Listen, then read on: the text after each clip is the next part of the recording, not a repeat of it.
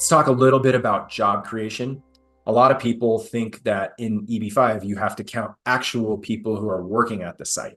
Now, that is not true of the Regional Center program. If you invested in what's called the direct EB-5 program, that is true. And that's why there are more denials from direct EB-5 projects than there are from Regional Center projects.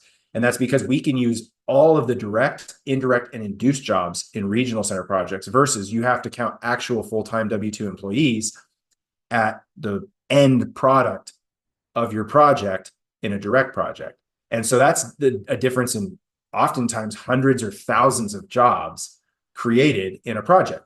And what that also means is that our jobs can never go away. If you invest in the direct program, you can get to 10 jobs, but then maybe a couple people get fired and you drop below 10 jobs and you will lose your green card approval, your permanent green card approval. In the Regional Center program, as long as money is spent on the project, those jobs never go away because we use an economic modeling. So we have numbers, a multiplier number for every section of the project. So let's say that you are every $1 million that's invested in the new hard construction of a project is 15 jobs. And every $1 million in furniture, fixture, and equipment is 7 jobs.